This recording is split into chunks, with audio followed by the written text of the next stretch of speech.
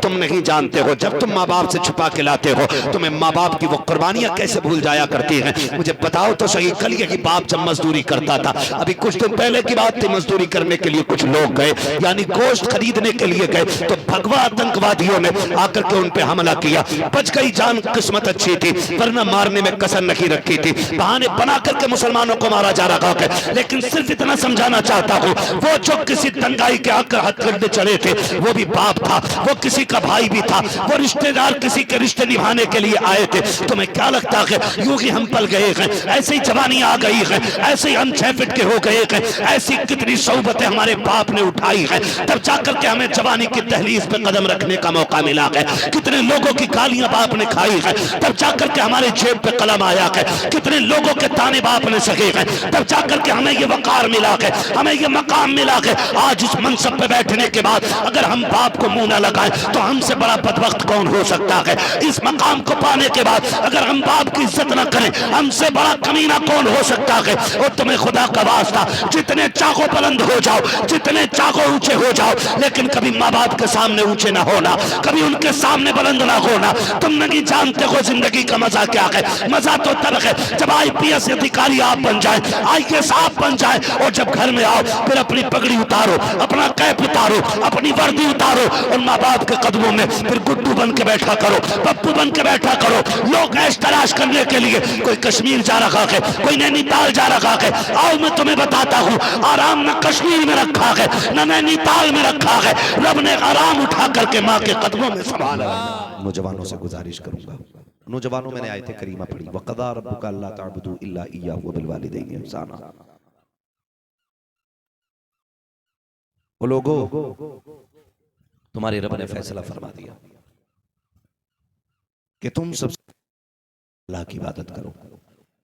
इबादत सिर्फ अल्लाह की करनी है, और इबादत के बाद सबसे पहला काम करना है माँ बाप की आपको करनी है, उनके साथ उसने सलूक करना है। आज कितने ऐसे लोग आज वो कब्रिस्तान में होंगे, आज जब फरिश्ते ना नेकियों की गठरियां कब्र में जाके फिर खोलते होंगे, और उन नेकियों के बदले में अल्लाह कब्र में रोशनी देता होगा, तो वो कब्र में लेटे हुए बंदे कहते होंगे कि आज ये उजाला किधर से आ गया। तो फरिश्ते कहते होंगे मुबारक हो, ऐसी औलाद छोड़ के आया है क्यों तेरे कब्र के अंधेरे को उजाले में बदलने की कोशिश कर रही है। ऐसे लोग होंगे मेरे सामने कि जिनके माँ बाप जा चुके होंगे, और ऐसे भी होंगे जिनके माँ बाप सलामत होंगे। तो चले मिलके एक दुआ करने पहले, या अल्लाह जिनके माँ बाप दुनिया से चले गए हैं उनकी जन्नत, और जिनके माँ बाप दुनिया में है उनकी उम्र में बरकत अता फरमा। आमीन आमीन। नौजवानों, जिंदगी बहुत मुख्तसर है, और इतनी मुख्तसर है कि पलक झपकने की देर है, कब कैसे गुजर गई पता ही नहीं चलता है। हमें लगता है कि अभी 20 साल के हुए हैं, 30 साल के हुए हैं, अभी तो 50 के भी होने, 60 के भी होने हैं, अभी तो 70 के भी होने, भी बहुत टाइम पड़ा है। लेकिन कभी 70 साल वालों से पूछो कि ये 70 साल कैसे गुजर गए, वो कहेंगे ऐसा लगेगा, ऐसा लगता है जैसे कल की बात है, जैसे अभी कल 70 साल गुजरे। मैं गलत नहीं कह रहा हूं, सोचने वाली बात यह है आज हमारे माँ बाप बूढ़े हैं, कल हम पे भी बुढ़ापा आना है, और इस वक्त में देर नहीं लगने वाली है। ये बहुत जल्द जवानी बुढ़ापे में बदलेगी, सियाही सफेदी में बदल जाएगी, ताकत कमजोरी में बदलेगी, और ये सीधी कमर ये झुकने में बदल जाएगी। आज जो ये जबान के लहजे हैं ना, कल ये टूट टूट के ये अल्फाज बनेंगे। आज एक सांस में 70 बातें कह के जबान रुकता है, कल एक बात कहने के लिए 7 सांसें लेनी पड़ेगी।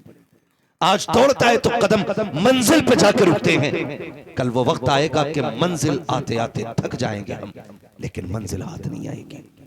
नौजवानों, याद रखिएगा, माँ बाप के बारे में बुजुर्गों ने फरमाया ये वो किताब है जिन्हें आप लिखोगे, और इस किताब को पढ़ के आपको आपकी औलाद सुनाएगी।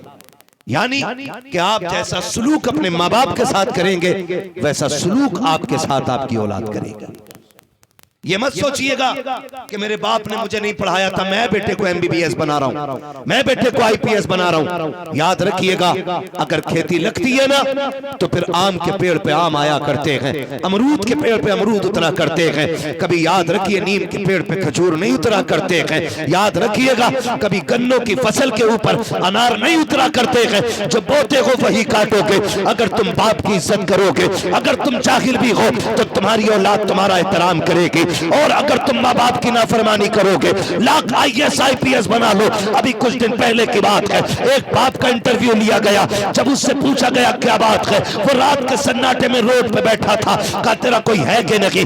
उसने कहा मेरे बेटे की इतनी तनख्वाह है कि कई लाख रुपए महीना कमाता है। कहा फिर तू रोड पे क्यों है? कहा उसकी हवेली में मेरे लिए जगह नहीं है, उसने घर से निकाल के बाहर खड़ा कर दिया है। तो तुमसे किसने कह दिया कि आला तालीमें जो होती है वो बाप की इज्जत का सबब बनती है? आला तालीमें बाप को वकार देती है? नहीं, खुदा की कसम, जैसा करोगे वैसा भरोगे। अगर तुम बाप का एहतराम करोगे, तुम्हारी औलाद तुम्हारी इज्जत करेगी। अगर तुम बाप की तौहीन करोगे तो भूल जाना कि तुम्हारी औलाद तुम्हें सर पे रखेगी। खुदा का वास्ता, अगर अच्छे दिन चाहते हो, बाप की कदर किया करो, तुम्हारी आने वाली नस्लें तुम्हारी इज्जतें करने लग जाएंगी।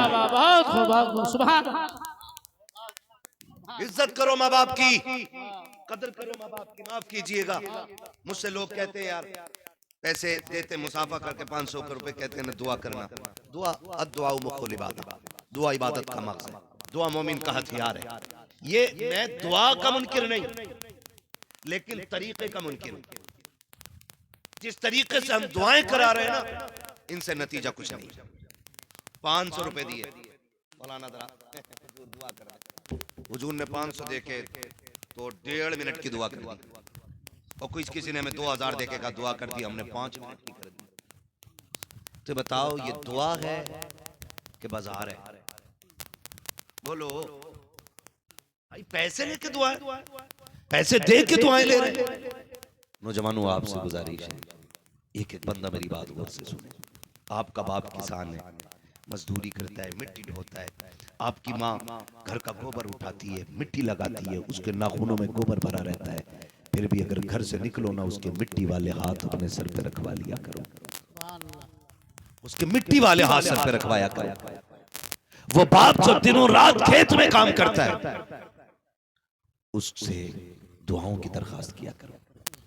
ये नहीं कि मेरा जुब्बा कुब्बा अच्छा है तो मेरी दुआ जल्दी कबूल होती होगी। ये मिजाज हमने बना लिया। भाई मेरे सर पे पगड़ी है तो मैं दुआ करूंगा और सीधे आसमान से टकराएगी जाकर के दुआ। फरमाया गया कि माँ बाप की दुआ औलाद के हक में नबी की दुआ की तरह हुआ करती है। जिससे दुआ लेनी थी उससे दुआ ले ही नहीं पाए, और जिसकी दुआएं देर से कबूल होनी थी उसकी चौखट जाके पकड़ ली। हमें हुआ क्या? मैं तुम्हें बताऊं, पैगंबर इस्लाम की चौखट है। एक देहाती शख्स आ गया, आके हुजूर की बारगाह में न खड़ा हुआ। महबूब कहते कहो कैसे आना हुआ? का बड़ी तमन्ना थी देखने की, बड़े चर्चे हैं आपके। का फिर तुम कैसे आए? उसने कहा सुना है जिससे आप राजी होते हैं उससे खुदा राजी हो जाता है। मेरे महबूब कहते हैं ऐसा ही है। का फिर कैसे आया? का मैं हुजूर आपको राजी करके खुदा को राजी करने के लिए आया, आपको राजी करके खुदा को राजी करने के लिए आया हूं। बहुत गौर से मेरी बात सुनिएगा। वो कहता हुजूर मैं आपको राजी करके खुदा को राजी करने के लिए आया हूं। महबूब तो फिर महबूब है, फरमाने लगे तू घर से चला था तो कौन था तेरे पीछे? ये हुजूर क्यों पूछ रहे हैं? और कोई गैब क्या तुमसे निगाहों वाला? जब ना खुदा की छुपा तुम पे करोड़ों दुरूद। आका कहते हैं जब तू घर से चला था कौन था तेरे पीछे? उसने कहा सरकार मेरे माँ को रोते हुए छोड़ा है, मेरा बाप भी रोता हुआ रह गया। कहा क्यों? क्या तूने उनसे इजाजत ली? कहा सरकार मैं इजाजत ले रहा था, वो नहीं चाहते थे मैं आऊं। कहा क्योंकि उनके पास मेरे सिवा कोई और सहारा नहीं है। सरकार में उन्हें रोता हुआ छोड़ आया। मेरे नबी ने गुलाम के कंधे पे हाथ रख के कहा फिर तुझसे किसने कह दिया कि बाप को रोता हुआ छोड़ के आए और मेरी चौखट पे आके तुझे रब की रजा मिलेगी? आका फरमाते तुझे रब की रजा चाहिए? कहा जी। फरमाया वापस चला जा, जिन माँ बाप को रोते हुए छोड़ के आया है जा उनको लबों पे मुस्कुराहट दे दे, मदीने वाला भी राजी हो जाएगा, काबे वाला भी राजी हो। नारे तकबीर, नारे रिसाला, पैगाम आला हजरत कॉन्फ्रेंस। कम कर दें, तवज्जो है सारे लोगों की। हुजूर फरमाते हैं जिन्हें रोता हुआ छोड़ के आया है, जाओ उनके लबों पे मुस्कुराहट दे दे। अब मैं पूछना चाहता हूँ, आज जो लोग कह दिया करते हैं सरकार बरकत नहीं हो रही है, कहता 8 दिन टांगे दबाते रहो, बरकत होने लग जाएगी, 6 दिन चराग जलाते रहो, बरकत होने लग जाएगी, 27 जमेरातों को आके चक्कर लगाओ, बरकत होने लग जाएगी। हाथ जोड़ के कहता हूँ मजारों के चिल्ले करने वालों, मैं मजारों का मुखालिफ नहीं हूँ। मजारात वो जगह होती है जहाँ पे दुआएं मकबूल हो जाती है, मगर शर्त है मजार में अल्लाह वाला लेटा हुआ होना चाहिए। आज मजारों की भी कसरत का आलम यह है, तिरंगे शाह पतंगे शाह मलंगे शाह सबके मजार बनते चले जा रहे हैं। कसरत से मजार इतने हो गए हैं कि अब आम खास की तमीज नहीं रह गई है। अब पता नहीं चलता कौन अल्लाह वाला लेटा है, कौन दुनिया वाला लेटा हुआ है। हमने सभी के मजार बनाने शुरू कर दिए हैं। तुम्हें खुदा का वास्ता दे के कहता हूँ, अगर हर शख्स के मजार की इजाजत होती तो सबसे पहले हुक्म होता कि हर बेटा बाप का मजार बनाए, हर बेटा माँ का मजार बनाए। लेकिन नहीं, हर किसी के मजार नहीं बनाए जाते हैं। मजार सिर्फ अल्लाह वालों के बनते हैं। खुदारा बंद करो ये मजारों के तमाशे, बंद करो ये मजारों के खेल। अब इतने मजार रखो जितने हैं, या उनके मजार बनाओ जो मजार के लायक है, ताकि पता चले कि जो इस गुंबद में लेटा है कोई गुंडा नहीं बल्कि अल्लाह वाला लेटा हुआ है। वाह वाह वाह वाह वाह वाह, क्या कहने, बहुत बहुत उम्दा फिक्र, माशाअल्लाह, बहुत उम्दा। कैंप बना के रखिए, ये भी एक कैंप चल रहा है, ये भी एक माफिया है। हाँ, वो डेटा साइड में एक जगह एक रात में उन्होंने कई मजार निकाल दिए। नाम नहीं लूंगा, लोग चिढ़ जाते हैं। कई मजार के रात मेरे खाम में ना आए थे, यहाँ 6 वली लेटे, और जो भाई हमारी कौम ने टूट के उस पे चादरें चढ़ाई है, टूट के जो चादरें चढ़ाई और जो गोलक में पैसा डाला, सामने जिसका खेत था कहने लगा मुझे पूरे 72 निकालने अपने खेत में। वो 72 मजार निकालने के चक्कर में वो भाई ये भी एक किस्म का माफिया हो गया। हमारी कौम इसके अंदर आकर के बर्बाद हो गई है। मैं पूछना चाहता हूं, सीधी बात बताकर हुजूर ये कहते हैं कि माँ बाप को राजी कर ले, मैं भी राजी हो जाऊंगा, खुदा भी राजी हो जाएगा। तो फिर पैर दबाने वाले बाबा से पूछो, बता तेरी खिदमत जरूरी है या माँ बाप की खिदमत जरूरी है? जाके पूछो ना उनसे कि तुम्हारी खिदमत जरूरी है, माँ बाप की खिदमत जरूरी है। नौजवानों हाथ जोड़ के कह रहा हूँ, खुदा के वास्ते समझ जाना। हम ये देखते हैं कि आज मजारों की जो गोलकें हैं, इतनी बड़ी बड़ी गोलकें होती हैं, जो जानता है 50-100 रुपए डालता। मैं इसका मुखालिफ नहीं कि डालो ना डालो, लेकिन मुझे इतना बताओ, वो माँ जो बूढ़ी बैठी हुई है दरवाजे पे, जिसके तुम 70 रुपए का चश्मा नहीं बनवा के दे रहे हो, जिसके चश्मे की टांग टूट गई है, 50 रुपए लगा करके तुम बाप का चश्मा नहीं बनवा रहे हो, वो कई बार दिन में ठोकर खा के गिरता है, तुम कहते हो मुझे फुर्सत नहीं है। बाप वो परेशान है एक चश्मे को लेकर के, तुम 500 रुपए गोलक में डाल रहे हो। क्या अल्लाह तुम्हारे इस खर्चे से राजी हो जाएगा? मुझे बता तो सकी, तो 7 बार जाकर के हर हफ्ते में 7 दिन जाकर के मजार पे चिराग जला रखा के 7 बार उसने माँ से नहीं पूछा तूने पानी पिया है कि नहीं, तूने खाना खाया है कि नहीं? बता तेरे इस चिराग से अल्लाह राजी कैसे हो जाएगा? वो बूढ़ी माँ जो बिस्तर पे बैठी रह गई, काश एक बार बेटा भी खाने को पूछने आ जाता। एक बार बेटा जाकर के खाने को नहीं पूछता। बंद करो ये मजारों की इबादतें, बंद करो ये शख्सियत परस्तियां, इबादत सिर्फ अल्लाह की करो, माँ बाप की फरमाबरदारी करो। खुदा की कसम, जमीन पे रहोगे तब भी खुदा राजी रखेगा, जमीन के नीचे चले जाओगे तब भी खुदा राजी रहेगा। क्या कहने, बहुत बहुत उम्दा, माशाअल्लाह। दिल के पपोले जल उठे सीने के दाग से, इस घर को आग लग गई घर के चिराग से। बताओ कौन नहीं चाहता है कि मैं बाप बनूं?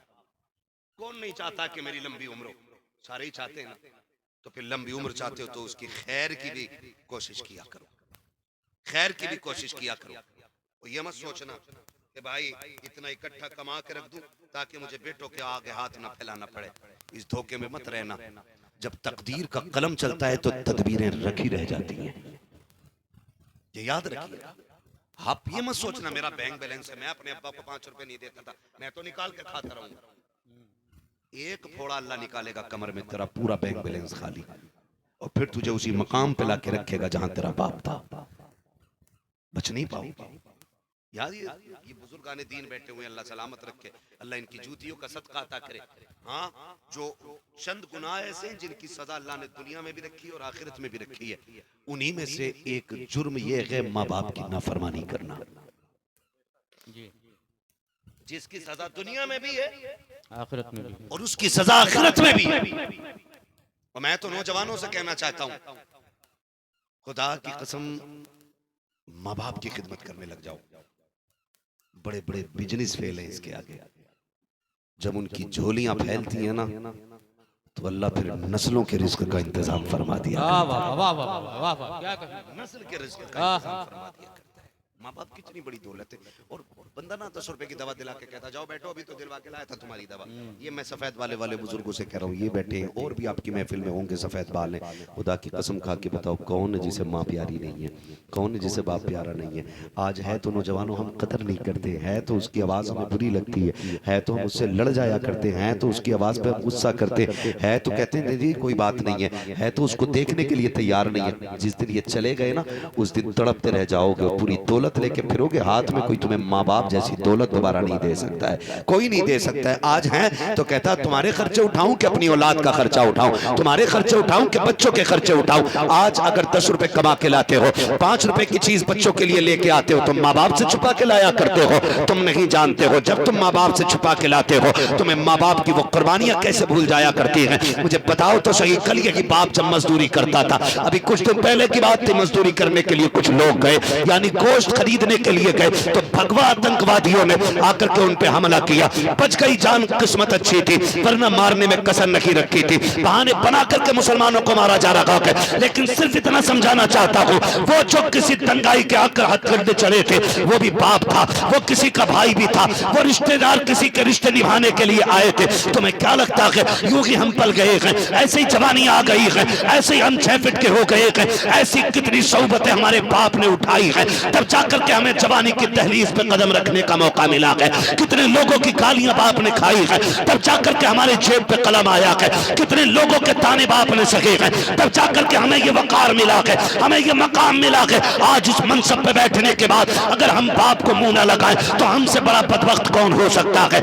इस मकाम को पाने के बाद अगर हम बाप की इज्जत ना करें, हमसे बड़ा कमीना कौन हो सकता है। और तुम्हें खुदा का वास्ता, जितने चाहो बुलंद हो जाओ, जितने चाहो ऊंचे हो जाओ, लेकिन कभी माँ बाप के सामने ऊंचे ना होना, कभी उनके सामने बुलंद ना होना। तुम नहीं जानते हो जिंदगी का मजा क्या है। मजा तो तब है जब IPS अधिकारी आप बन जाए, IAS आप बन जाए, और जब घर में आओ फिर अपनी पगड़ी उतारो, अपना कैप उतारो, अपनी वर्दी उतारो, और माँ बाप के कदमों में फिर गुड्डू बन के बैठा करो, पप्पू बन के बैठा करो। लोग ऐश तलाश करने के लिए कोई कश्मीर जा रहा है, कोई नैनीताल जा रहा है। आओ मैं तुम्हें बताता हूँ, आराम न कश्मीर में रखा है, न नैनीताल में रखा है, रब ने आराम उठा करके माँ के कदमों में संभाला।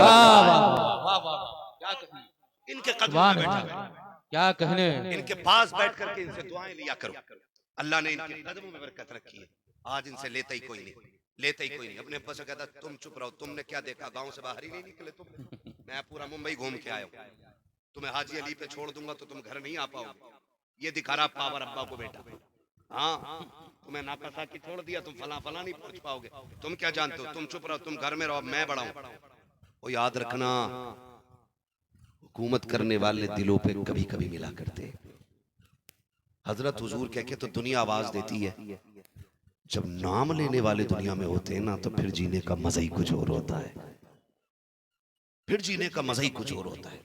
जब नाम लेना बाप और माँ, फिर कलेजे ठंडे पड़ जाते हैं, कलेजे ठंडे पड़ जाते हैं। आपसे मेरी गुजारिश है, कभी माँ बाप से बड़े न बनना, और बन भी नहीं सकते हो, बन भी नहीं सकते हो, कितनी भी कोशिश कर लो। वो कुछ दिन पहले की बात है, एक नौजवान का एक्सीडेंट हुआ, हादसे में उसकी रीढ़ की हड्डी टूट गई, तो अब कुछ नसें उसके साथ डैमेज हुई, तो हाथ काम करना छोड़ गए। शादी हुई थी, बीवी ने कहा तलाक चाहिए। कहा क्यों? कहा तेरे जैसे अपाहिज के साथ कौन जिंदगी गुजारेगा। बीवी छोड़ के चली गई।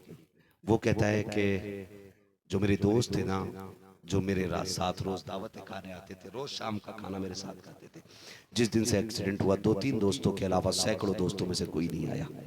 कहता जब मेरी आंख खुलती सुबह को तो मेरे पास कोई नहीं होता, मेरी बूढ़ी माँ मेरे पायती में बैठी हुई मिला करती थी। अल्लाह, ये माँ बाप होते हैं।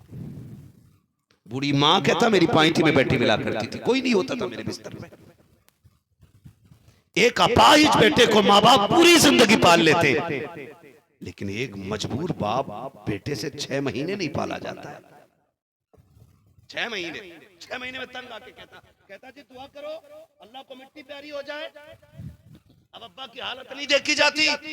और शर्म कर, जिसे तू लवारिस या मोहताज अपाई समझ रहा है, तू नहीं जानता है जब इसे ठोकर लगती है ना, अल्लाह इसके इस अमल से राजी होकर के तेरे घर में रिस्क की बरकतें नाजिल फरमाता है। तुम्हें क्या लगता है तुम मुंबई जा रहे हो, तुम यहाँ नात पढ़ रहे हो, तकरीर कर रहे हो और पैसे आ रहे, ये तुम्हारा कमाल है? इसमें तुम्हारी शान है? नहीं, ये जो इज्जतें मिल रही है ना, ये माँ बाप की ठोकरों के सदके में मिल रही है। माँ बाप की ठोकरों के सदके में। आप कभी ये फैसला ना कीजिएगा कि नहीं नहीं हम बताएंगे तुम्हें क्या करना है। मैं तो आज भी कहता हूँ कभी उनके पास बैठ के पूछो अब्बा क्या करना है, उसका दिल बड़ा करो। हम बड़े जालिम हो गए, बड़े जालिम हो गए, पीर के पैर दबाने बैठ जाते हैं। वो अब्बा जो रोज थक के आया 2 मिनट उसके सरों में हाथ नहीं डाला, तुमने सर में हाथ नहीं डाला, कभी उसके हाथ नहीं दबाए, वो दुनिया चूमने आती। माफ कीजिएगा भी मेरी रवैये से शायद किसी को बुरा लगाओ, मुझे अच्छा नहीं लगता है कि हाथ पैर ऐसे चूमो चाटो, उड़ के लग जाओ, मौलवी को नोच के ले जाओ। क्या नतीजा भाई, हमें चूमे चाटने में लगे हो, हम तुम्हें हजरे अस्वद नजर आ रहे? क्या रवैया है? बात करने आए हुजूर के दीन की, कोई ताजमहल नहीं है। बस हमारी बातें सुन लो, ये सबसे बड़ी बात। जो हमें चूमने चाटने भागते हो ना, उसके बदले में बाप का तलवा चूमना, माँ के हाथ चूमना, खुदा की कसम जितनी बार चूमोगे अल्लाह उतनी बार हज मकबूल का सवाब अता फरमाएगा। वाह वाह वाह, क्या कहें, बहुत उम्दा। तो भाई ना हमें तो कतई मत चूमा करो, बिल्कुल नहीं करना है। मुसाफा करो, हुजूर की सुन्नत है। ये चूमा चाटी हमारी समझ में नहीं आती। मुसाफा करो, चूमना तो उनके कदमों को चूमो। और कई है ना, हमारे पीर साहब ऐसे थे, हो हाथ छुए मैंने, रूई की तरह थे। तो मैंने कहा रूई की तरह होना ये जन्नती होने की बशारत है? किसी हदीस में है जिसके हाथ रूई के हो वो जन्नती है? किसी किताब में है कि जिसके पैर रूई जैसे हो वो जन्नत में जाएगा? सुन, रूई वालों की तो बशारत नहीं है, अलबत्ता जिनके हाथों में ठेठे हो हुजूर ने उनको बशारत जरूर अता फरमाई है। जिनके हाथों में ठेठे पड़ गई हैं। आज हजरत हमारा मुआशरा इतना सफाक, इतना जालिम हो गया है कि हम रिश्वत लेने वाले आईपीएस के बेटे को बेटी दे सकते हैं, लेकिन हलाल के लुक़मे खिलाने वाले बंदे को बेटे घर का दामाद बनाने के लिए तैयार नहीं। ये अलमिया हमारी कौम का, ये अलमिया हमारी कौम का है। हमारे लिए हराम की दौलत से बनी हुई बिल्डिंग अच्छी है, हलाल के लुक़मे खाने वाली कौम अच्छी नहीं हमारे। जबकि ये जिंदगी बड़ी मुख्तसर है, 60 साल 65 साल 70 साल 100 साल और बढ़ा लो, चलो 150 साल है। कोई नजर में इतनी उम्र का? बोलो भैया, है कोई तुम्हारे गांव में? है कोई 150 साल का? नहीं है ना, हमारे इलाके में नहीं है। इससे ऊपर सुई जिंदगी की जागी नहीं रही है। बाकी अल्लाह कादिर मुतलक है, जितनी चाहे आगे बढ़ा दे। लेकिन जो हम देख रहे हैं इससे ऊपर सुई जाने को तैयार है। बोलो, इससे आगे तो सुई जाने को तैयार नहीं है। मुझे बताओ, जिन बच्चों के पुराने कपड़े, उनकी जिंदगी नहीं कट रही है? और जिनके पास कोट वोट ठाट वाट है, उनकी भी कट रही है। फर्क कितना दोनों में? गरीब रब को राजी करके काट रहा है और ये हराम कमाने वाले रब को नाराज करके काट रहा है। सिर्फ इतना फर्क। मैं नौजवानों से कहना चाहूंगा, खुदारा आपका बाप मजदूर है ना, ईंटें उठाता है ना, उसने भट्टे पे ईंटें ढोई है, ये रक्षा चलाता है ना। आपका बेटा जिंदगी भर मुंबई में ठेला लगाता रह गया, तो उसको हकीर ना समझना। जब वो ईंटें उठाने वाला बैठा होना, उसके कंधों पे आना और प्यार से दबाना शुरू करना।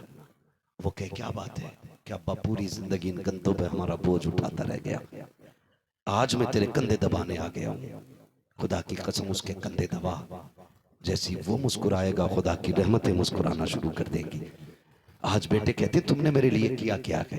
क्यों? कहा देखो गुड्डू की देखो कितनी ऊंची बिल्डिंग है, पप्पू की देखो कितनी ऊंची बिल्डिंग है। बाप अपनी मेहनत पे फिर अफसोस करता है, काश मैंने तेरी तरबियत ऐसे न की होती, मैं नादान रक्शे चलाता रह गया ताकि तू हलाल के लुक़्मे खा सके, मैं लोगों की मजदूरी करता रह गया ताकि तू हलाल के लुक़्मे खा सके, ताकि मेरी औलाद जहन्नम से बच जाए। मैंने तेरे लिए पूरी जिंदगी रक्शे चलाए हैं। और फिर औलाद कहती तुमने हमारे लिए किया है। नौजवानों, मैं आपसे कहना चाहता हूँ, अगर आपका बाप मजदूर है तो उसको सर का ताज बना के रखिएगा। अगर आपके बाप ने रातों दिन मेहनत की है तो उसको सर का ताज बना के रखिएगा। इसलिए कि जब कभी सन्नाटे के वक्त में वो रात को लेटा हुआ हो, अपने बाप के पैर दबाना और कहना एहसान है बाबा तेरा, वो कहे किस बात का एहसान कि तूने लोगों की तरह हराम के लुक़्मे ला करके हमारे जिस्म को जहन्नमी नहीं बनाया। ए मेरे बाप, तू खून बहा करके किसी का आँख छीन के नहीं लाया था, बल्कि पसीना बहा करके हलाल के लुक़्मे लेकर के आया था। अल्लाह उसी हलाल के सदक़े में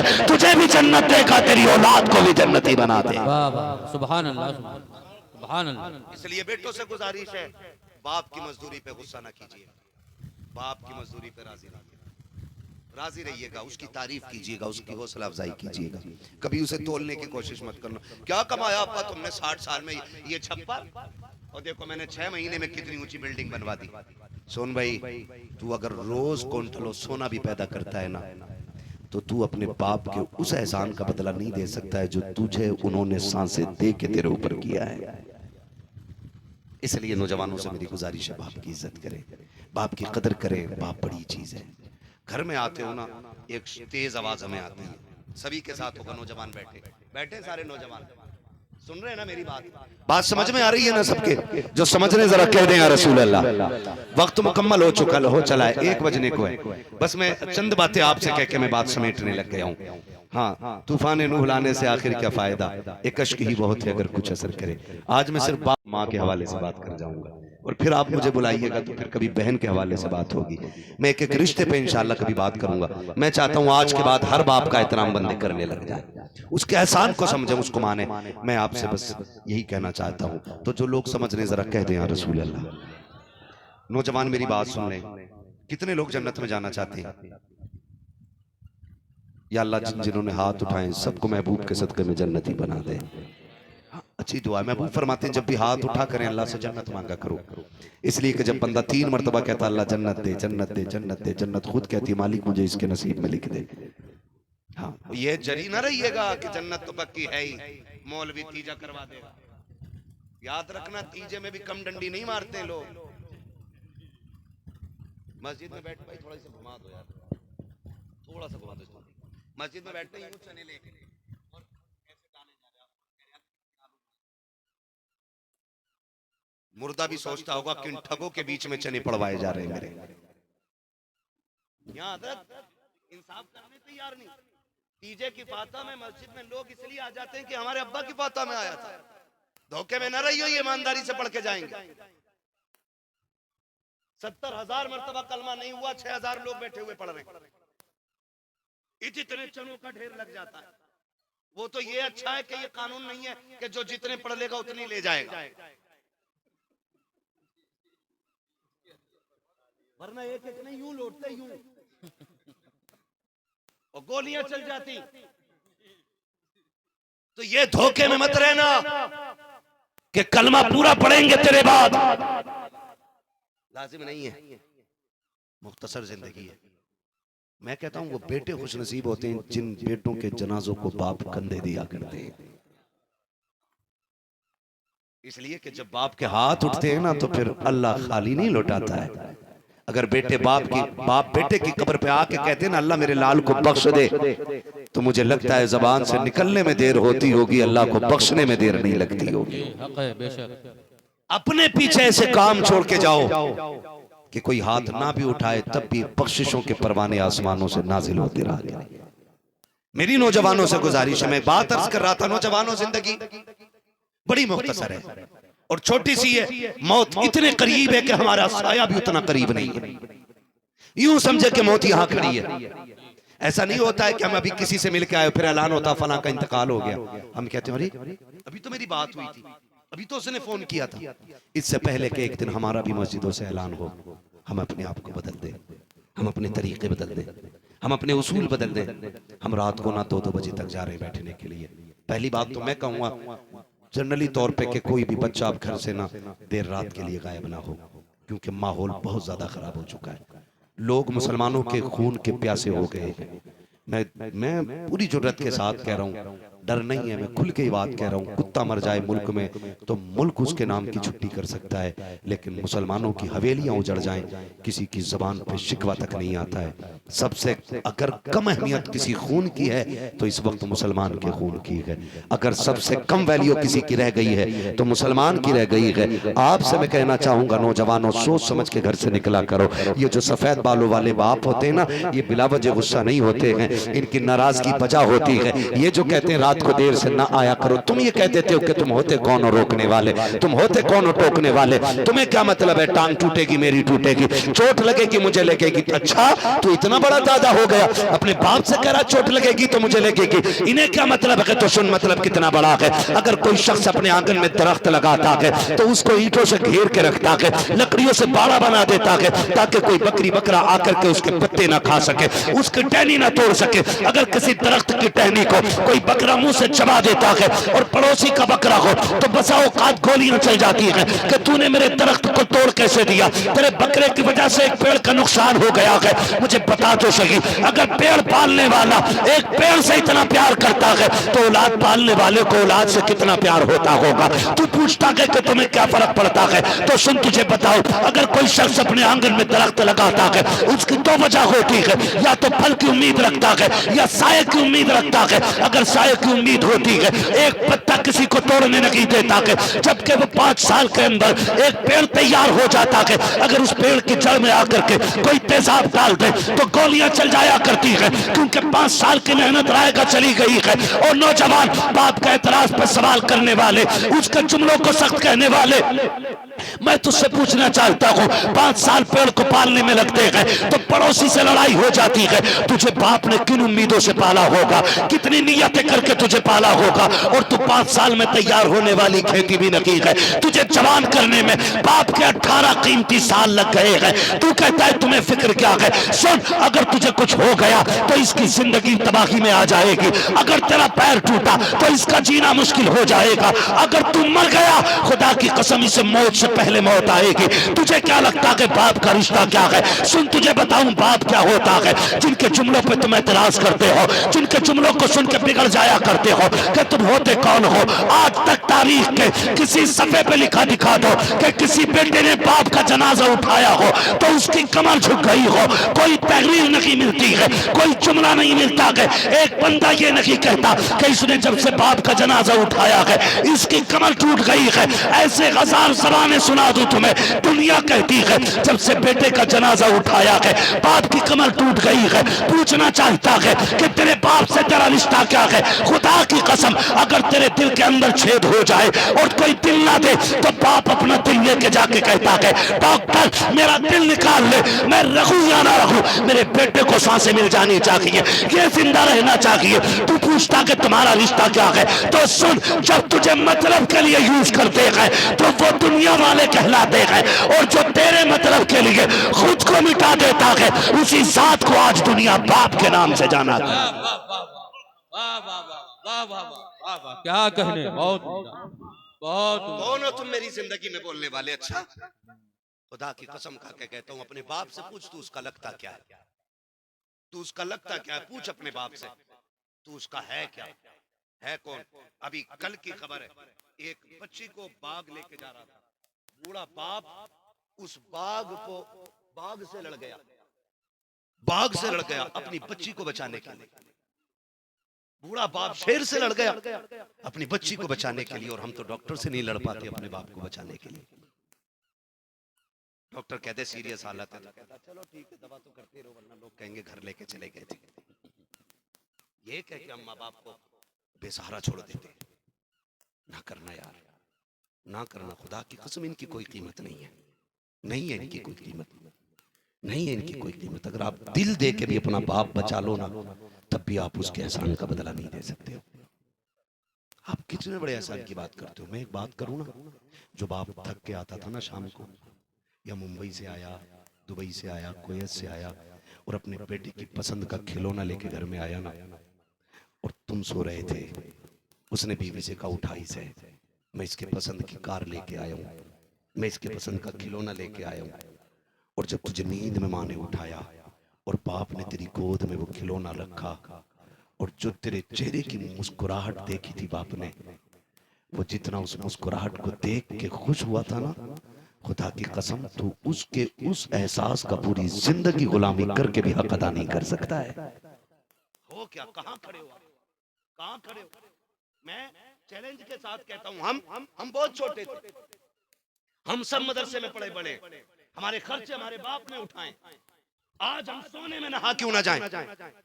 एक एक बाल पे माँ बाप का एहसान है, एक एक बाल पे। क्या बात करते हो आप यार, कि तुम होते कौन बोलने वाले, तुम होते कौन बोलने वाले?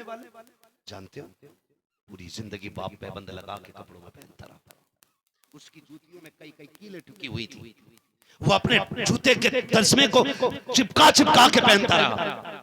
लेकिन एक दिन तूने कहा अब्बा मैं स्कूल गया था ना, फलां के बेटे ने इतने अच्छे कपड़े पहन रखे थे, तेरे ये जुमले बाप के कलेजे में तीर की तरह पार हो गए। वो सुबह जब निकला ना तो घर टिफिन भी भूल गया, क्योंकि आज उसके जहन में अपनी भूख नहीं थी, आज उसके जहन में अपने बेटे की ख्वाहिश थी। वो रात भर रोता रहा तेरे जुमले सुन के, मालिक इतना गरीब कर दिया कि मैं अपने बेटों को ढंग के कपड़े भी ना दे सका। सुबह उठा दीवानगी में टिफिन भी भूल गया, घर से चला गया। अचानक माँ की नजर पड़ गई, हाय तेरे बाबा टिफिन भूल गए।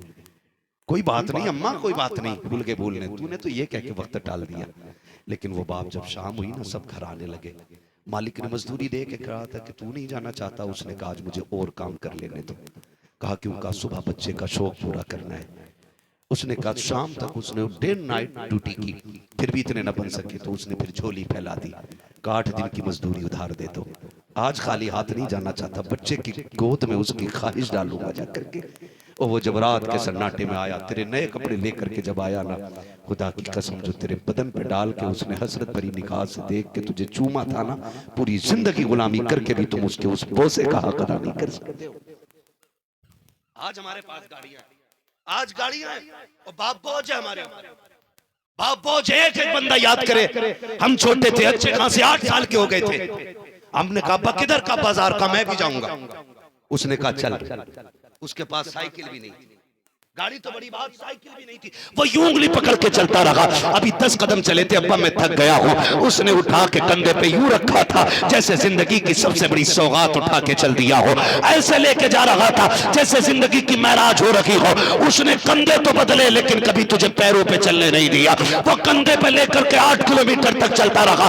आज तेरे पास गाड़ी है, अब्बा कहता बेटे फेफड़े का एक्सरा करा देता, बेटे चला नहीं जाता। अब्बा आज गाड़ी में तेल लगी है, आज गाड़ी खाली नहीं है, आज मुझे फुर्सत नहीं है। और जबान को लगाम दे, इसकी कागज पे अपनी जरूरतों को आगे न डाल, वरना अल्लाह तेरी जबान पे फालिश डाल देगा और कोई दवा तुझे ठीक नहीं कर पाएगी।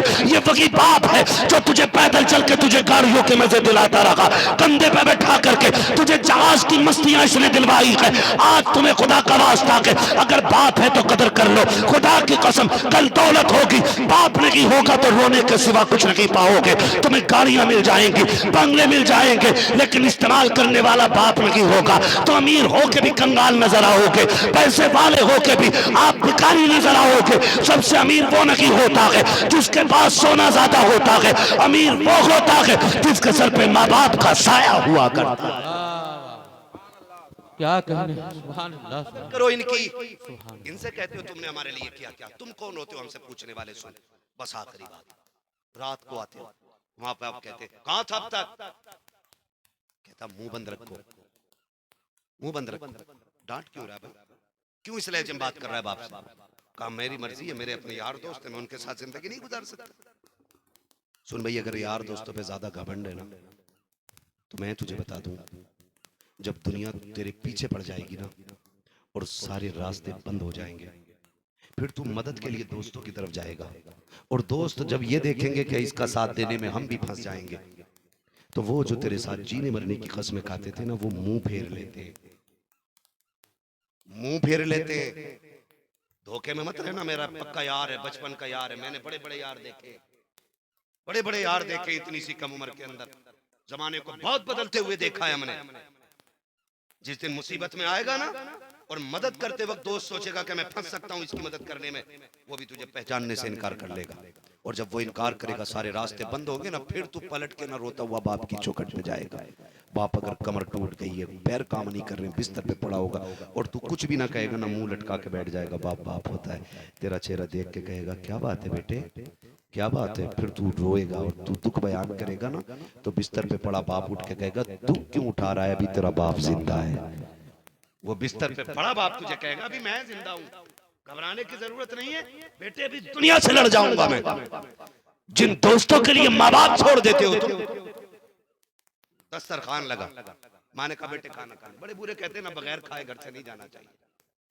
माँ ने दस्तरखान लगा दिया, अभी बैठे ही थे कि अचानक मैसेज आ गया, ओ मेरा गोलू यार गेट पे खड़ा है। दस्तरखान छोड़ा, भाग लिए। माँ आवाज देती रह गई, अब्बा पूछता रह गया कहाँ जा रहा है, कहाँ जा रहा है। कुछ नहीं, बस अभी आ रहा हूँ, ये कह के तुम निकल गए। तुम 1 बजे तक दोस्तों के साथ मंडी मार्केट घूमते रहे, तुमने फ्राई भी खाई, बिरयानियां भी खाई, शौक उड़ाए, मच्छेदार चीजें खाते रहे। लेकिन तुम्हें पता है तुम्हारा दस्तरखान पे रखा हुआ खाना माँ इसी तरह देखती रही जिस तरह से लगाया था। वो बार बार दरवाजे को देखने आती थी, अभी बेटा नहीं आया है, बेटा नहीं आया है। माँ बाप कहते कि हम बाद में खाएंगे, पहले बच्चों को खिलाएंगे। जब तू आधी रात में पेट भर के यारों के साथ खा के आया, बूढ़ी माँ ने कुछ भी नहीं खाया था, बाप भी फाके से लेटा हुआ था, आंख लग गई उनकी, बुढ़ापा था, तूने दरवाजा बजाया, अंदर से आवाज आने की बजाय कुछ देरी हो गई, तू फिर तो आग बबूला हो गया। बूढ़े माँ ने उठ करके जैसे मुश्किल से जाके दरवाजा खोला, फिर तूने आग बरसाना शुरू कर दी। नौकर हूं तुम्हारा, कब तक तुमने इंतजार कराया, आवाज नहीं आती है, कैसे सोते हो। खुदा का वास्ता तुम कभी माँ के देर से उठने पे गुस्सा ना करना, उनके देर से आने पे गुस्सा ना करना। वो हाकिम है, तेरे नौकर नहीं है,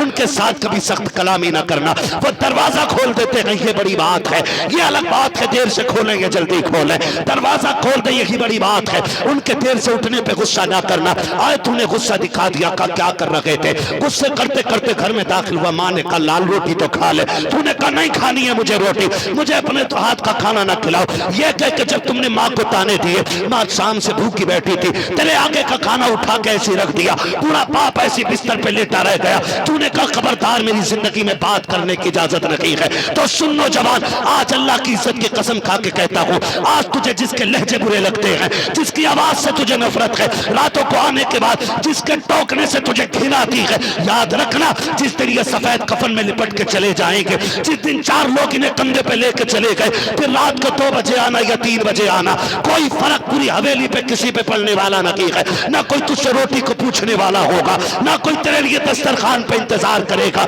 आज ये कह तो तेरी रोटी की फिक्र करते हैं, आज ये कह तो तेरे खाने की फिक्र करते हैं। जिस दिन ये सफेद कफन में लिपट के चले जाएंगे, फिर किसी को दस्तरखान पे तेरा इंतजार नहीं होगा, फिर किसी को तेरी राहों में बैठने का, वक्त देने का कोई मौका नहीं मिलेगा। फिर तू रात के सन्नाटे में आएगा, तू चारों तरफ निगाह दौड़ाएगा, तुझे बाप की चारपाई तो नजर आएगी, लेकिन लेटने वाला बाबा नहीं होगा। दीवार से लगी एक लाठी भी दिखाई देगी, लेकिन पकड़ने वाला बूढ़ा बाप नहीं होगा। फिर गौर से देखेगा, एक बिस्तर सिमटा हुआ रखा है, ये वही बिस्तर है जिस पे खुदा की रहमतें उतरा करती थी। तू चाहेगा कि इस बिस्तर से फिर से कोई आवाज आए, लेकिन बिस्तर हमेशा हमें उसके लिए खामोश हो चुका होगा। फिर तू परेशान होगा, तेरे कान तलाश करेंगे, काश फिर से वो करज वाली आवाज उठे, कोई मुझसे रात का हिसाब ले, कोई मेरा कान पकड़ के कहे अब तक कहां था। खुदा की कसम खा के कहता हूं, तेरे कान तरस जाएंगे, लेकिन ये आवाज दोबारा नहीं सुनाई जाएगी। और तुम्हें खुदा का वास्ता अपने माँ बाप से सख्त लहजे में बात ना करना,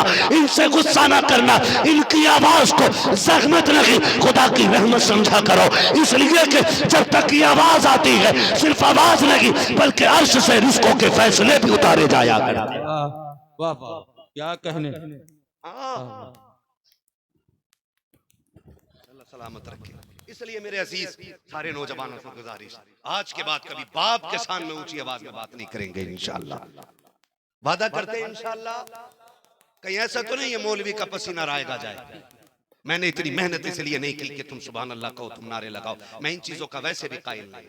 मैं तो चाहता हूँ बात 10 मिनट हो, लेकिन दिल पे उतर जानी चाहिए। अगर जलसे में आने के बाद एक बंदा भी नहीं बदला तो फिर जलसों की जरूरत नहीं है। इतना जिक्र तो मस्जिद में भी होता रहेगा। इन महफिलों में आने के बाद दिल बदलने की कोशिश करो, दिल बदलने की कोशिश करो, दिल बदलने की कोशिश करो। जानते हो नबुव्वत का दरवाजा बंद है, भी विलायत का दरवाजा बंद नहीं है। माँ अगर झोली फैला दे तो गुनाहगार बेटे को भी वली बना दिया करती है। इनकी दुआएं लिया करो, इनकी दुआएं लिया करो। बायजीद बुस्तामी रहमतुल्लाह अलैह, दुनिया जानती है कौन बायजीद है। ये वो बायजीद है, कहते अम्मी जब छोटे थे ना बचपन में माँ ने कहा जा कुरान पढ़ के आ, चले गए। माँ छोड़ के आई, रोते हुए मदरसे में रुके, रोते हुए रुके। लेकिन बीच में ना 6 महीने गुजर गए। ख्याल आया, माँ की याद आई। 6 महीने बाद माँ से मिलने के लिए बायजीद आ रहे हैं, बचपन का जमाना है। घर आए, सलाम किया, माँ ने जवाब दिया। माँ ने कहा बेटे हाफिज हो गया? कहा नहीं अम्मी। माँ ने मुंह फेर लिया। कहा मैंने वादा नहीं किया था कि उस दिन तेरा मुंह देखूंगी जिस दिन तू पूरा कुरान का हाफिज बन के लौटेगा। ये कह के माँ ने चेहरा फेरा, उल्टे पैर लौट गए मदरसे। फिर उस दिन लौटे जिस दिन कुरान के पूरे हाफिज बन गए थे। फिर अल्लाह की लगन ऐसी लग गई, इनको कहने लगे अम्मी मैं 2 हक एक साथ अदा नहीं कर सकता। कहा बेटे कौन सा? कहा एक अल्लाह का हक, एक तेरा हक। कहा फिर कहा मैं रब को पाना चाहता हूँ, ऐसा कर अपना हक माफ कर दे। माँ भी बायजीद की माँ थी। कहा जा बेटे अपना हक माफ किया, जा तू अल्लाह को राजी करने की कोशिश कर। 12 साल जंगल में रहे। कितने साल? 12 साल जंगल में रहे। 12 साल तक खुदा ना मिला, खुदा नहीं मिला। सोचा जगह बदलते हैं, किसी और जंगल में चलते हैं, और भयानक जंगल में जहां और ज्यादा तज़किया नफ्स, और ज्यादा अल्लाह अल्लाह। जब राज जगह बदलने का इरादा किया तो फिर जब दूसरे जंगल में जा रहे थे तो अपनी ही बस्ती से गुजरने लगे। ख्याल आया क्यों ना 12 साल हो गए, बूढ़ी माँ से भी मिलते चले। ये सोच के घर पे आए और जब दरवाजे पे खड़े हुए सोचा बजा दे। ख्याल आया माँ है, थक के सो गई होगी, रात हो गई है। बायजीद दरवाजा ना बजाना। कहते मैं थोड़ी देर खड़ा रहा के अचानक नाली में ताज़ा पानी आना शुरू हुआ। मैं समझ गया मेरी माँ तहज्जुद पढ़ने के लिए उठ गई है। कहते फिर मैंने जैसे खटखटाया, ऐसे खटखटाया, खुदा की कसम मामा होती है। कहते अंदर से आवाज आई, यजीद बायजीद बेटा मैं आ रही हूँ, ठहर। कोई आवाज नहीं दी। कहते माँ वो होती है जो आहट से बेटों को पहचान लिया करती है। आहट से। कहते फिर माँ ने दरवाजा खोला, मुझे बुलाया, खैर है बेटे सब ठीक है, बता क्या रहा, क्या रहा, खुदा मिला कि नहीं मिला? कहते नहीं मिला। कहा आप किधर? का दूसरे जंगल में जा रहा हूँ। माँ ने कहा चल बैठ। माँ ने बैठाया, वो कहा सर गोद में रख दे। बायजीद कहते मेरी माँ ने ना सर गोद में रखा और खूनियां मेरी कमर पे आ गई। और कहती फिर कहती वो नीली छत वाले रब, 12 साल हो गए मेरे बेटे को तुझे ढूंढते ढूंढते। बायजीद की माँ दुआ करती है जिस मंजिल को मेरा बेटा पाना चाहता है वो मंजिल मेरे बेटे के लिए आसान फरमा दे। बायजीद कहते हैं अल्लाह की इज्जत की कसम माँ ये कहती जाती थी, रोती जाती थी और कहते कि जितने आंसू उसकी मेरी कमर पर टपकते जाते थे उतने ही मराकिल मेरी नजरों के तय होते जा रहे थे। कहते हैं किसी ने कहा बायजीद बताओ तुम वली कैसे बने? कहते हैं किसी को विलायत 12 साल में मिली, किसी को 24 में मिली। बायजीद वो है जिसकी माँ की दुआओं ने चंद लम्हों ने वली बना दिया है। सुभान अल्लाह। आपसे अब मैं कहना चाहूंगा आखिर में माँ बाप से दुआएं लिया करें। जरूरी नहीं है कि वो मस्जिद का इमाम होगा तभी दुआएं कबूल होंगी। जरूरी नहीं है वो काबे का इमाम है, मजदूर भी है ना, खेती करके आया, ईंटें उठा के आया और उसकी जब झोली फैलती है ना अल्लाह मेरे बेटे को वली बना दे। खुदा की कसम हाथ उठने में देर होती है, रब के खजानों से भीख मिलने में देर नहीं हुआ करती है। इसलिए मेरी आपसे गुजारिश है माँ बाप की इज्जत करेंगे इंशाल्लाह, करेंगे इंशाल्लाह। और जिनके माँ बाप दुनिया से चले गए अगर वो सोच रहे होंगे कि हमने बड़ी दौलत गवा दी तो फिर एक बात मेरी सुन लें, अगर माँ बाप नहीं है ना तो कब्रिस्तान जाना, कब्रिस्तान जाना। फरमाया गया उनकी कब्र को चूमो। जो माँ बाप की कब्र को बोसा देता है गोया वो काबे की चौखट को बोसा दिया करता है। हाँ, और फरमाया गया जो जुमेरात जुमे के दिन, जो जुमे के दिन माँ या बाप या दोनों में से किसी एक की कब्र पे जाए अल्लाह उसके सारे गुनाहों को माफ फरमा दिया करता है। सोच जिसकी कब्र की जियारत में अल्लाह ने इतनी नेकियां रखी हैं उसके चेहरे की जियारत में अल्लाह ने कितनी नेकियां रखी होंगी। तो सुबह उठ के मुस्कुरा के एक बार बाप को देखना है, कोशिश करनी है, हमें राजी रखना है इनको किसी भी हाल में। मैं एक किताब पढ़ रहा था उस दिन, एक अजीब रिवायत निगाहों के सामने से गुजरी। महबूब अलैहिस्सलाम ने फरमाया क़यामत में बड़े से बड़ा गुनाह लेके आ जाना, साथ में माँ बाप की फरमाबरदारी लेके आना, अल्लाह बंदे को जहन्नम में दाखिल नहीं करेगा उसके गुनाहों की वजह से, बल्कि माँ बाप की फरमाबरदारी की वजह से अल्लाह उसको जन्नत में दाखिल फरमाएगा। उसके आगे था कि बड़े से बड़ी नेकी लेके आ जाना, सारे नवाफिल फराइज वाजिबात सब लेके आना, और माँ बाप की नाफरमानी लेके आ गए ना तो तुम्हारी नेकियों की वजह से अल्लाह तुम्हें जन्नत में नहीं दाखिल करेगा बल्कि माँ बाप की नाफरमानी की वजह से तुम्हें जहन्नम में दाखिल करेगा। इतनी बड़ी चीज है माँ बाप की फरमाबरदारी। उम्मीद करता हूँ इंशाअल्लाह आइंदा हर बंदा माँ बाप की फरमाबरदारी करेगा। बंदा बीमार हूँ, मैं एहसास नहीं होने देता हूँ, और मुझे ये शौक भी नहीं है कि मैं किसी बात करूँ ना माइक पे बैठ के रहूँ। 1 घंटा बहुत होता है। देखो मैं तुम्हें बताऊं बाबू, हैं शजरा सुना थे, इतनी अच्छी महफिल वफा के बेटे के कदमों की है कि एक एक बंदा शुरू से बैठ के हुजूर की बातें सुन रहा गया। और इंशाअल्लाह उम्मीद की जाती है कि इन बातों का असर सिर्फ जलसे तक नहीं घर तक रहेगा। इंशाअल्लाह रहेगा ना इंशाअल्लाह भाई, सारे नौजवान वादा करते हैं इंशाअल्लाह। हाँ तो हमारे ऑपरेटर साहब कहाँ गए हमारे भाई, बहुत अच्छा साउंड इनका बोलता है। मैं कहता हूँ जलसे जब भी कराया करो इन्हीं को बुलाया करो। कई बार इतना चुनन वाला माइक लगा देते हैं लोग कि मौलवी फेफड़े खो देता उसमें। रात भी इतना शानदार माइक था, इन्हीं का ही था रात भी ना। हाँ अब थोड़ा सा जरा इसको इको दे दें, बच्चे कह रहे हैं हुजूर का शजरा पढ़ दिया जाए, और थोड़ी आवाज बढ़ा दो ताकि मेहनत कम लगे। हजरत जितनी तकरीर में मेहनत लगती है उतनी शजरे में लग जाती है, ठीक है ना। मुझे पसीना आ रहा है, मेहनत आपकी भी लगी है। मैं कुछ लोगों को देख रहा हूँ उनके माथे पे पसीना, मोहब्बतों का शुक्रिया। और ये मेरी वजह से नहीं है, ये हुजूर की मोहब्बत में बैठने की वजह से सब कुछ है। वरना मेरे जैसे तो कितने जिंदगी खत्म हुई और कलम सूख गए, तेरे औसाफ का एक बाप भी पूरा ना हुआ। कितने आएंगे चले जाएंगे, और क़यामत तक हुजूर का दीन और हुजूर की बातें बाकी रहेंगी। हमारे जैसों के आने जाने से कोई फर्क नहीं पड़ने वाला है। अल्लाह आपको सलामत रख के मुझे हुजूर का शजरा पढ़ना है।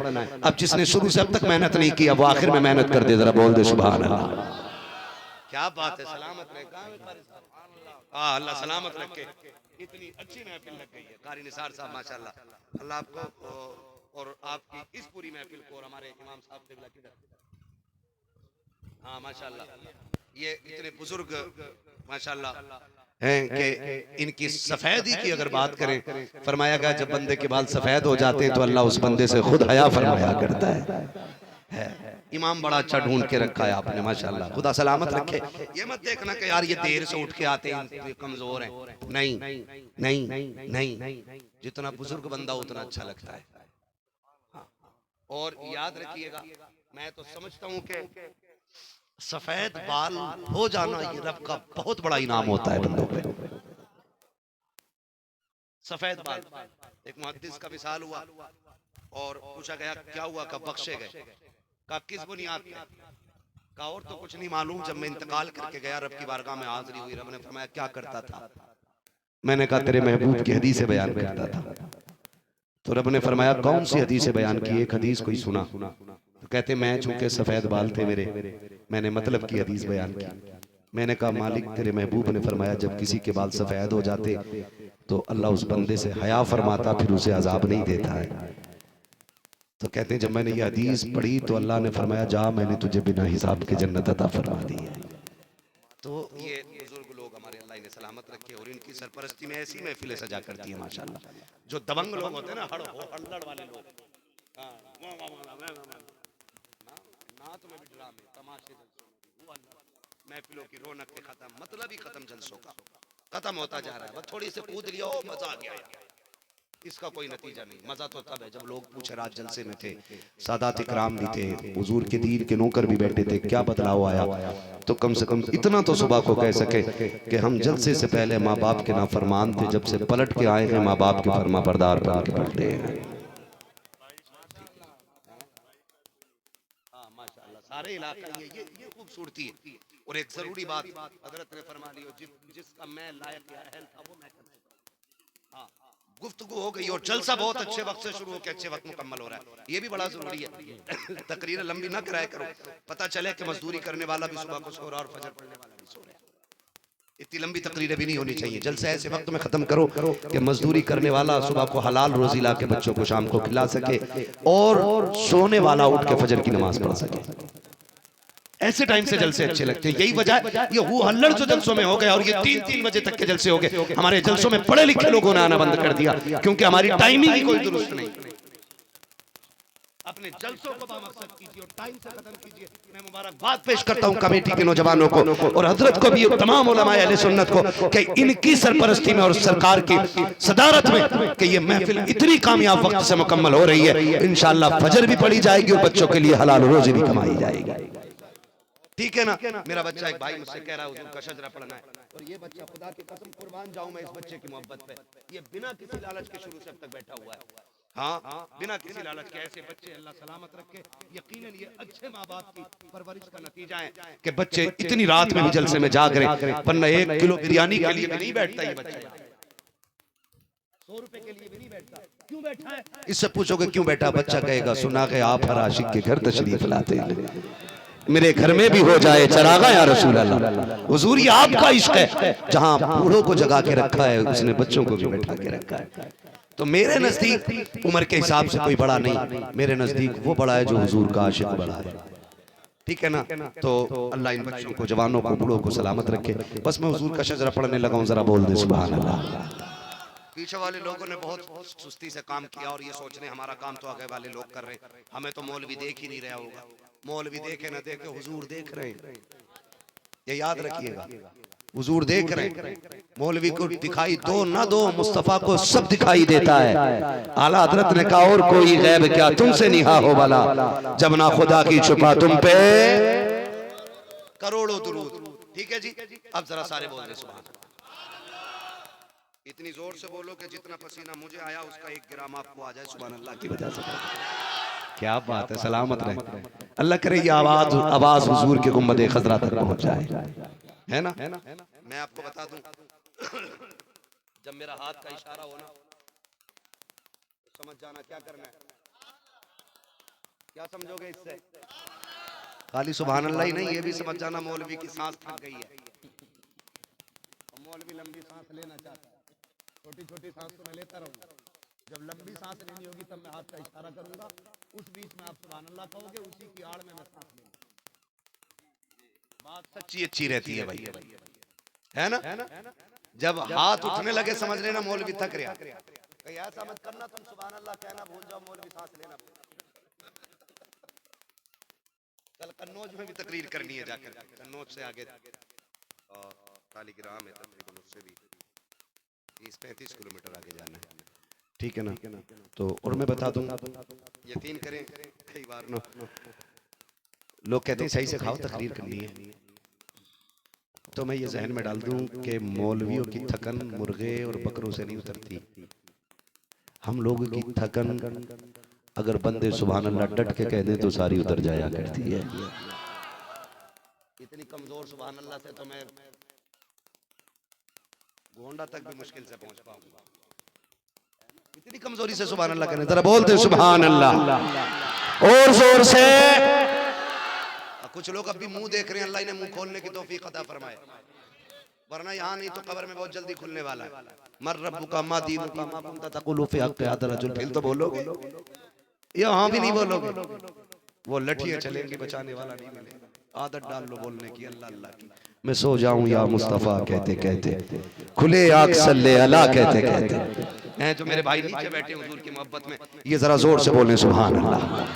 क्या बात है, सलामत रहे माशाअल्लाह, सलामत रहे। मूड बन गया मेरा, मैं चाहता हूँ हुजूर का शजरा पढ़ लो। ठीक है भाई, आज मुंह देख के सुन लो, रोज मोबाइल देख के सुना था ना, तो फिर जरा बोल दे, जरा पीछे वाले और सारे मिलके बोले सुभान अल्लाह।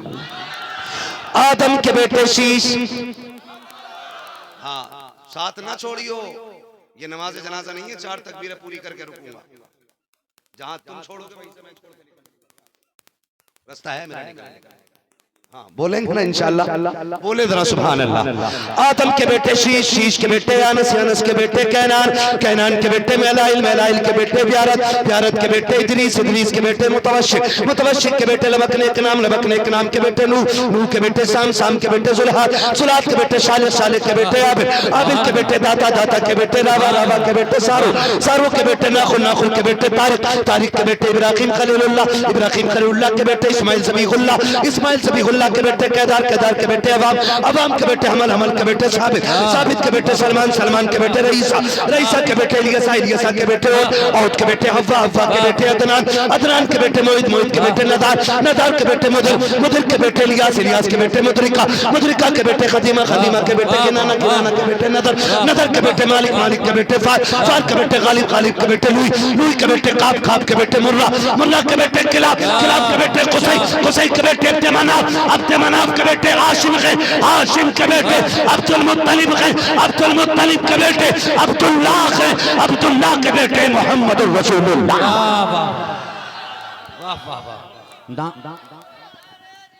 या रसूल अल्लाह जिंदा जिंदाबाद जिंदाबाद जिंदाबाद जिंदाबाद मरहबा या अली या अली जिंदाबाद जिंदाबाद जिंदाबाद जिंदाबाद ताजुश शरिया ताजुश शरिया ताजुश शरिया ताजुश शरिया ताजुश शरिया ताजुश शरिया अल्लाह अकबर या रसूल अल्लाह वाह वाह बहुत जिंदगी ये नहीं है किसी के लिए, जिंदगी है नबी की नबी के लिए। मसलक आला हजरत पे कायम रहो, जिंदगी दी गई है इसी के लिए। अख्तरे कादरी खुल्द में चल दिया, खुल्द वहाँ है हर एक कादरी के लिए। बस जो हुए अगला तुमको माफ़ फरमाए रब कायनात। जिंदगी ने दिया साथ, फिर होगी मुलाकात, चमन रहा फूल खिलेंगे, जिंदगी रही फिर मिलेंगे। मुसाफिर हम भी मुसाफिर हो तुम भी, किसी मोड़ पर फिर मुलाकात होगी। फ़कीरान आए सदा कर चले, सदा खुश रहो ये दुआ कर चले। सारे लोग कलमा शरीफ पढ़ लीजिए, ला इलाहा इल्लल्लाहु मुहम्मदुर रसूलुल्लाह अस्तगफिरुल्लाह रब्बी मिन कुल्लि ज़ंबिन व अतूबु इलैहि व मा अलैना इल्लल बलाग। अस्सलामु अलैकुम व रहमतुल्लाहि व बरकातुहू। ये जलसा नूर जिंदाबाद, अरकान कमेटी पाइंदाबाद। अस्सलामु अलैकुम।